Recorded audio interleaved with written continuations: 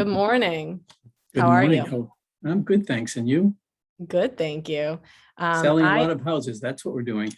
Good. That's what we like to hear. I'm so excited to have you here today, Steve. I want to make sure that we let you give a proper introduction. So just to start us off, I'm thrilled to be here with Steve McKenna today to talk about a very important topic that we believe enough people, with how busy everybody is, that it's just not getting the attention it should be getting. We hope that we can have a very clear, high-level conversation today that helps people to understand sort of the impact of the transfer tax bill, what that could have, and just what it is.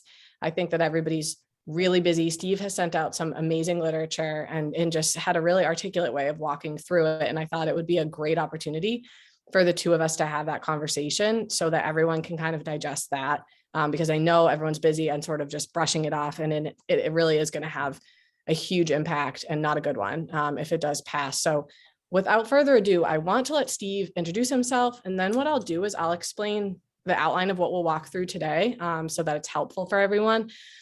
Just to kind of kick it off, I know that a lot of people might think, oh, this isn't in my community, I don't need to listen. Steve makes a great point already, that if you think this isn't going to affect you because it's not your community, that's incorrect. If this gets passed, it's going to be a snowball effect. It's going to affect almost every community. So we all need to be listening, and we all need to figure out how we as industry professionals join together to make sure that there's a better solution to this, because frankly, this isn't the solution to affordable housing. And we need to talk about what is, because that's very important for all of us. So I'm going to stop talking. I'm going to let Steve introduce himself, and then we'll kind of dive right in. You're doing a great job. Thanks. Hi, everybody. So I'm Steve McKenna. I'm with the Arlington office at Gibson Sotheby's, and I've been in the business for 36 years now. I used to have brown hair and a mustache. Thank God those days are over. I've just got to tell you that much. But what's really important is I'm part of the Greater Boston Real Estate Board Government Affairs, and I've been on the committee for several years now. And we've always been involved with zoning issues in our town and the communities. And there's so many things that are happening in our industry that is just, we're getting hit literally left and right with punches over the last 3 or 4 years. And because we're so busy as real estate agents, we don't have time to look at what's going on in the world with real estate, how it's affecting us, what's happening in the State House. Literally this morning, I was talking to my best friend that is still in real estate. He got me into real estate. And I said, what do you think about this? And he was like, I have no idea what you're talking about. He said, I get all these emails and I just delete. And that's what all of us do, because we're so busy, we're just focusing on the transactions. So I really would just like to have 10 minutes of your time with Nicole and I to give you the sort of the nuts and bolts of what's happening in the State House, what's going to affect our industry, our homeowners, our buyers, and ourselves. I think that's the most important thing we have to look at, is this is going to cost all of us money, and it's going to have a huge adverse effect on the industry unless we really stop this now. And to your biggest point, Nicole, the focus of the transfer tax, a lot of them are saying that the money is going to go towards affordable housing. We as a real estate community and industry are for affordable housing. We're for affordable home ownership. It's just a matter of how it's going to be done, how it's going to be fair to everyone and equitable without hurting the few people that are buying or selling, or without hurting the industry in total. Right. Absolutely. Thank you. Yes. So just to reiterate, as Steve said, we're painfully aware. Personally, when this all started rolling out, I wanted to just hit play on a video and have somebody just tell me, just spit it out, right? What am I looking at? What do I need to do? How is this going to affect me? And then how do I talk to our team about it? So when I realized that didn't exist, I realized how articulate Steve was on the whole thing, I said, we need to talk. So like Steve said, we don't want to take up too much of your time. So I'm going to stop saying that. But without going on and on, what I want to make sure everybody understands, because that's what I needed to understand, is, I guess, could you start us off, Steve, with what does this look like now? And what does it look like with the proposal? Okay. So just explain to us what a transfer tax is, if you will. Okay. Well, and this isn't just happening this year. The real estate community and board has been fighting this for 20 years. However, the last year and a half, it's really taken hold like a snowball effect. And the proponents of this are really pushing it. And the Senate, because let's face it, politics is politics. They want to try to do things that are going to keep their jobs in place. They're saying that a lot of people want to have the transfer tax. And the misnomer is that a transfer tax is only going to hurt the big bad developer that's making this quick profit on that property. And the reality is a transfer tax that they're talking about is a minimum of a 2% sales tax on a property when it sells. And now they haven't worked out, each community can do their own voice on this. Is it 2% to the seller, 2% to the buyer, 1% to each person? But a transfer tax right now, they've set up a home rule petition. Arlington passed it last year. It's going in front of the Senate now. So Arlington, Boston, Brookline, Cambridge, Concord, Chatham, Nantucket, Provincetown, and Somerville all have home rule petitions up in front of the Senate and the House this season to get passed on a transfer tax. And what they're saying politically is that the transfer tax will help support the affordability of housing. And the reality is we already have something in place that's been in place for over 20 years. It's called the Community Preservation Act. And the CPA is funding for every community that allows that community to determine where they want to spend money. And they can spend the money already. In Arlington, I sent out a chart through our group the other day, the Arlington offices, and I think Cambridge got it, showing that I think it was $19 million last year was given to Arlington. But they can then section a certain percentage off to recreation, historical, housing. They can do it for hiring new staff, and they can keep 20% of it in the coffers. They have to spend 80% each year. So they could reallocate that money and say, we're not going to spend 30% on historical this year and 30% on recreation. This year, let's spend 60% on housing and 20% on the other items. But the transfer tax is something that very few people will pay, but it's going to affect everybody. And Boston right now is proposing a different type of tax through Michelle Wu, the current mayor, where it will be anything over a $2 million sale. And what they're looking at is the difference between the CPA right now, based upon last year's sales. Boston will receive approximately $52 to $53 million. With this sales tax that they're proposing, they're going to increase it to what would be close to about $110 million coming in. So they're doubling the income. Now, it doesn't mean the CPA tax goes away. The CPA tax is still there. There's just an additional tax. And something that I want to say to all of my colleagues right now, this is not only going to affect the values of properties, the difficulties for buyers wanting to buy it if they have to finance it. How are they going to finance the additional tax, the increase of the expense? But this is going to hit us as real estate agents at home, because when you're sitting down with the seller and you're explaining to them that we're a 5 or 6% fee, and oh, by the way, you have to pay 2% to the state, and then you have to pay your stamp tax, they're going to come back and say, I can't afford all of that, so I can't say no to the state, so I'm going to reduce my fee to you. And we're going to start seeing reductions in fees. And I think that's one of the biggest concerns individually we need to have, as also collectively as a group, of how it's going to affect homeowners. Right. No, and that impact, I think, is what we want to make sure people realize. Like we mentioned, just a simple fact of you rattled off the communities, and that's really great, helpful information. If you are in those communities, you need to pay very close attention. But I think that, yes, there's a bottom line here that there's gonna be a much bigger ripple effect of this than I think. I think one of the most important things is, if all of the agents are listening right now, and hopefully they haven't deleted this already, that if you're not in any of these communities, don't feel as though this isn't going to happen to you. Because once one of these communities gets approved by the state and the Senate for a transfer tax, every other community will be imposing these taxes.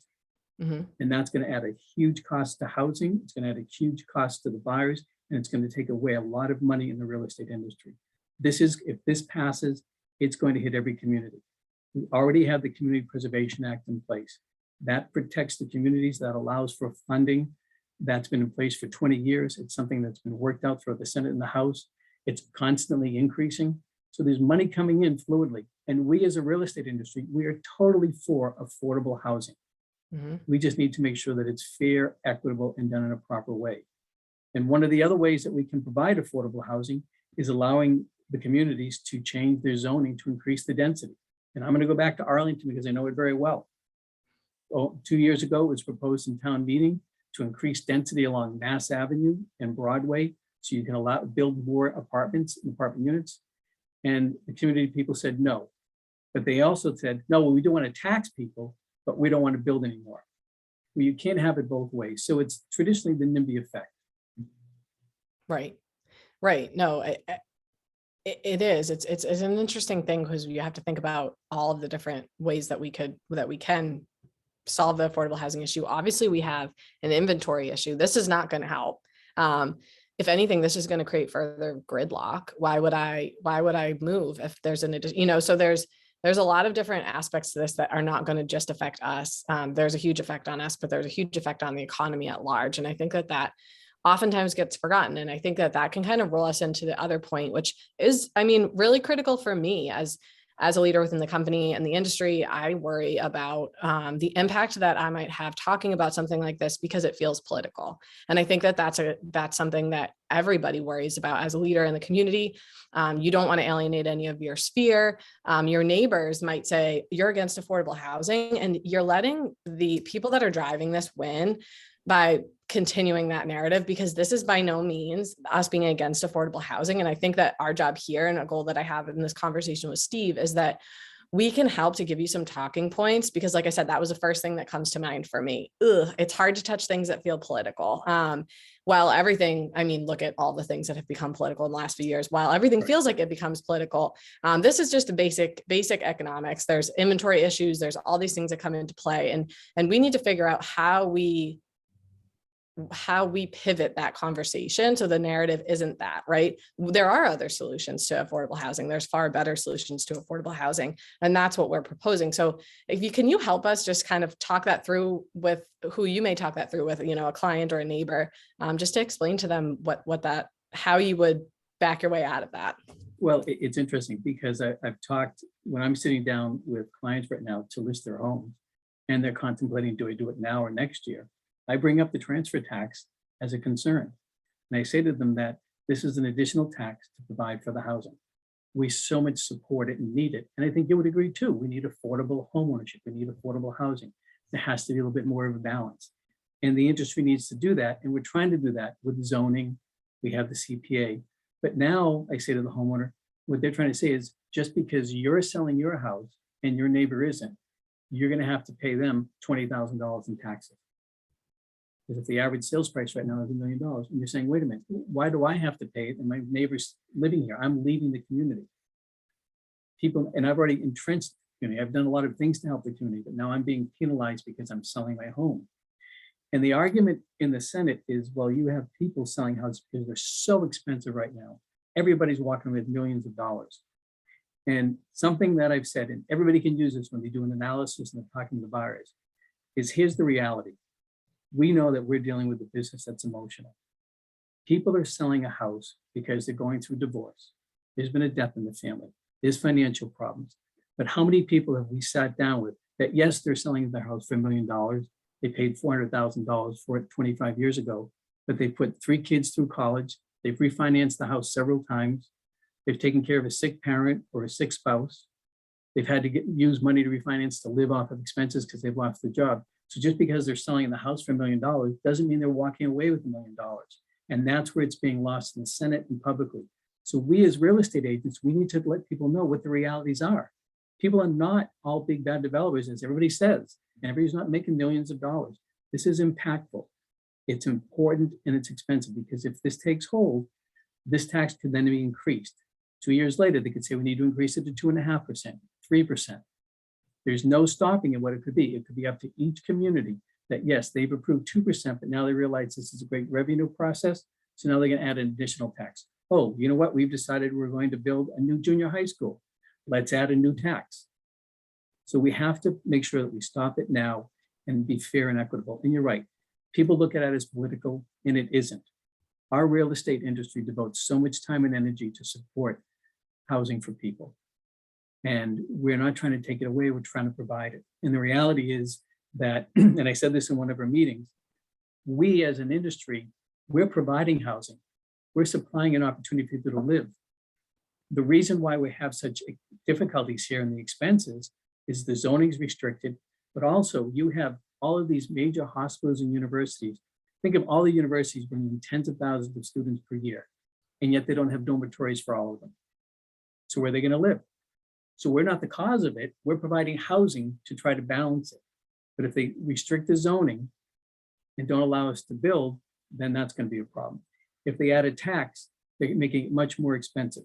And everybody's talking about affordable housing, but what they're actually doing is increasing housing right now, and it's only going to get worse. Get me off my pulpit, otherwise I won't stop talking.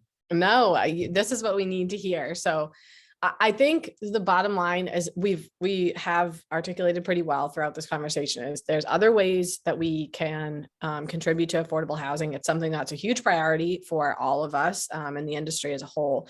So I think the real big question now is what can we do? What can people listening to this do so that this does not get passed? I think the first thing, as a real estate agent, you need to reach out to your local state senator.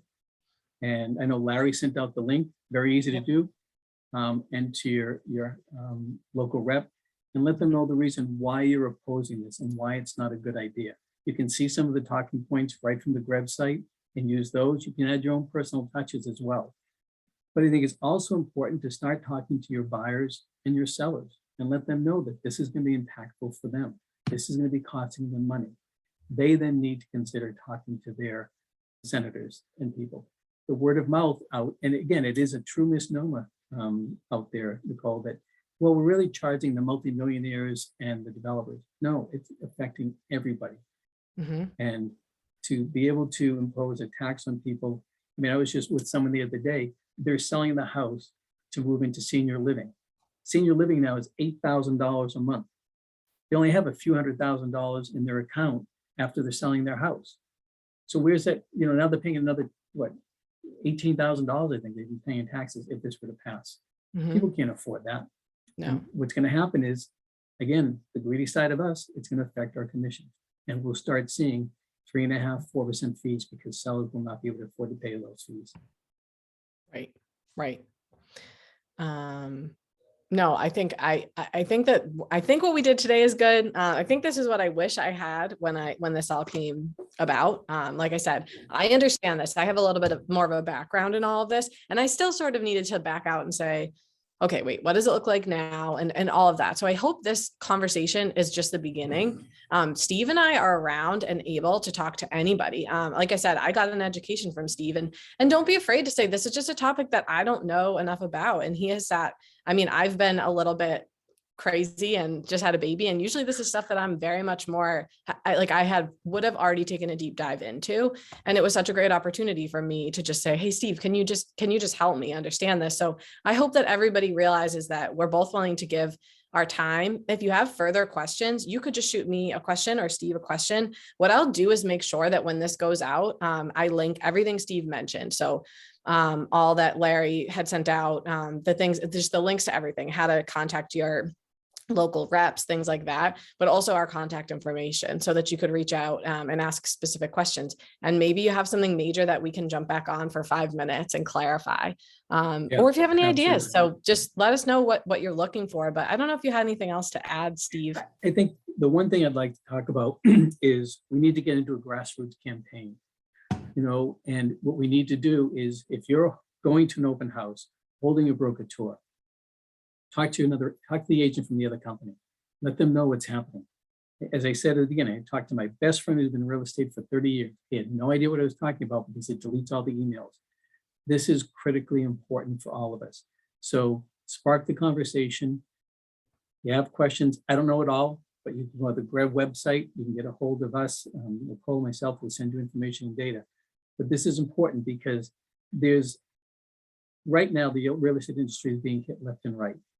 There's the talk about the transfer tax. There's a talk about a millionaire's tax. There's also the talk about in Somerville, they were proposing so many things. First right of refusal for tenants, rent stabilization, rent control is coming back. Our industry is going to be impacted greatly. And we're being looked at in our industry as the evil empire. You're a property owner, you're a developer, you're an investor, you're a real estate broker, you're the evil empire. But without us, there would be no new housing. Right. And so we need to somewhat be protected. That's what GREB's doing for us. That's what MAR doing for us. Please get involved. And also, you're always asked, but very few people do, send some money to the political action committee. Whether it's $50 or $100, with our commissions that we're earning now, we should afford to do this. You can't imagine the amount of time and energy the people behind the scenes are putting together to protect our industry, to protect our commissions, and to protect us. So they deserve the help and I think the funding as well. For sure. Right. And like you said, I mean, we can't demonize homeownership. That's something that, and it's crazy where we're at right now. And this isn't going to help. It's only going to get us further away. We all understand the affordability issue. We all understand the inventory issues. And in my opinion, this is going to make all of that a lot worse. So Right. I think everything you said is very, sorry. This was really great. I think It really, yeah, this was awesome. And I hope this I'd is like just to have people text us or send us a quick email if they watch the whole thing. Yes, please do. Like I said, I'll put both of our contact information on when this is sent out. And any further follow-up questions, please do not hesitate. And thank you, Steve, so much for your time. I know how busy you are. So this was an absolute pleasure. And I hope it was helpful. Good seeing you. Everybody have a good spring and sell some houses. Yes, thank you.